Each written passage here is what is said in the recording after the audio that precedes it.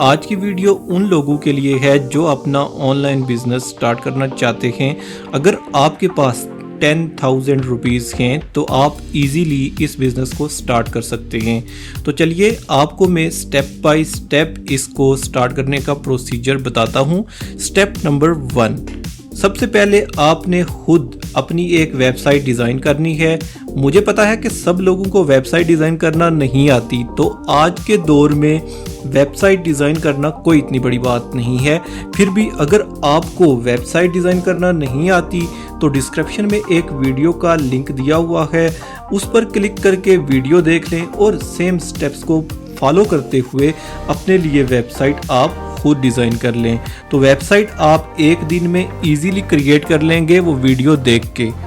तो चलते हैं स्टेप नंबर 2 की तरफ। इसके बाद आपने डोमेन और होस्टिंग लेनी है। यहाँ पर थोड़ी सी इन्वेस्टमेंट करनी पड़ेगी, लगभग 6 से 7,000 रुपीज़ आपने डोमेन और होस्टिंग पर लगाने हैं। डोमेन और होस्टिंग 1 साल के लिए आपको मिल जाएगी।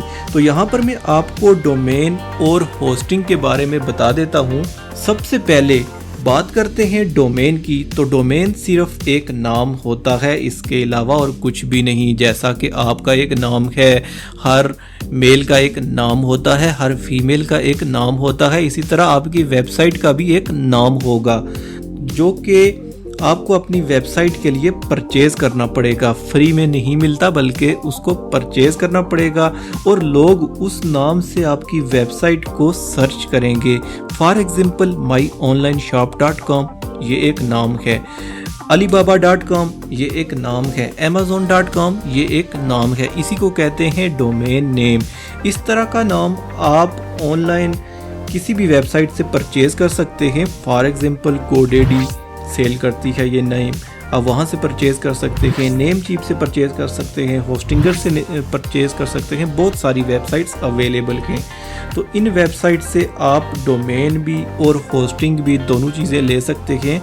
होस्टिंग कुछ भी नहीं होती, बस स्टोरेज या स्पेस होती है जहाँ पे आप अपनी वेबसाइट्स की फाइल्स फोल्डर्स वगैरह रखते हैं ऑनलाइन।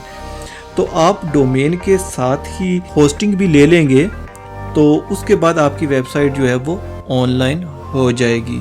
तो अब चलते हैं स्टेप नंबर 3 की तरफ। अपनी वेबसाइट ऑनलाइन करने के बाद आपने गूगल पर ड्रॉपशिपिंग वेबसाइट्स के बारे में सर्च करना है। अगर आप इंडिया से हैं तो आप गूगल पर local dropshipping websites in India लिखकर सर्च कर सकते हैं, और अगर आप पाकिस्तान से हैं तो आप लोकल ड्रॉपशिपिंग वेबसाइट्स इन पाकिस्तान लिख के सर्च कर सकते हैं। तो बहुत सारी ड्रॉपशिपिंग वेबसाइट्स आपके पास आ जाएंगी। तो आपने सही करके रिसर्च करनी है पहले कि कौन सी वेबसाइट ड्रॉपशिपिंग वेबसाइट आपके लिए सूटेबल है। इसके बाद कोई एक फ्री ड्रॉपशिपिंग की वेबसाइट चूज़ कर लेनी है, उस पर अपना अकाउंट भी क्रिएट कर लेना है। जब आप उस पर अपनी प्रोफाइल, अपने बैंक की डिटेल वगैरह, जो भी इजी पैसा पाकिस्तान में रहते हैं, अगर आप इंडिया में रहते हैं पेपाल वगैरह, जो भी आप अकाउंट की वहाँ पे डिटेल देना चाहते हैं बैंक अकाउंट की, वो दे दें। उसके बाद अपनी वेबसाइट्स वगैरह का नाम लिख के सारी चीज़ें आपने फिलअप करके अकाउंट क्रिएट कर लेना है ड्रॉपशिपिंग की वेबसाइट पर। इन वेबसाइट्स पर आपको होल सेल रेट पर प्रोडक्ट्स देखने को मिलेंगी। जो प्रोडक्ट आपको बेहतर लगे, आपको पसंद आए, कि ये आपको लगे कि ये सेल हो सकती है, तो उसकी पिक्चर्स और डिटेल वगैरह, उसका टाइटल, डिस्क्रिप्शन, प्राइस वगैरह आप उस वेबसाइट से उठा के अपनी वेबसाइट पर लगा देंगे। प्राइस आपने 20 से 30% कमीशन रख कर लगा देनी है। यानी अगर होल सेल रेट एक प्रोडक्ट का 700 रुपये है तो आपने 1000, 1100, 1200 जितना भी आप लगाना चाहते हैं वो ज़्यादा से ज़्यादा आप लगा दें, लेकिन इतना ज़्यादा भी नहीं लगाना कि कोई खरीदे ही ना। इसके बाद आते हैं स्टेप नंबर 4 की तरफ। अब आपने उस प्रोडक्ट की मार्केटिंग करनी है। उसके लिए आपको फेसबुक ऐड का यूज़ करना पड़ेगा, यानी कि फेसबुक मेटा एड्स का।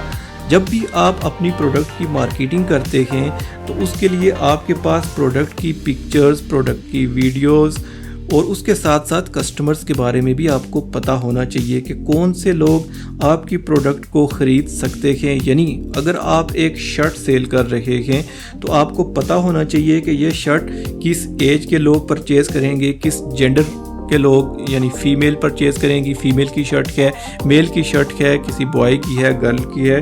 तो इस तरह आपको पता होना चाहिए अपनी ऑडियंस का, अपने कस्टमर्स का।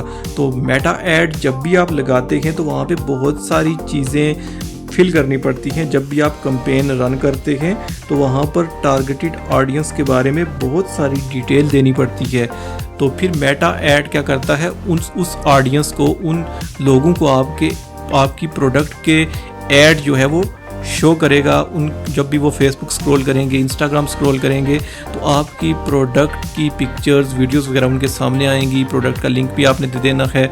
उस लिंक पे क्लिक करके कस्टमर्स आपकी वेबसाइट पे आ जाएंगे। वहाँ पे अगर उनको पसंद आती है प्रोडक्ट, अपनी डिटेल वगैरह फिलअप करके ऑर्डर प्लेस कर देंगे।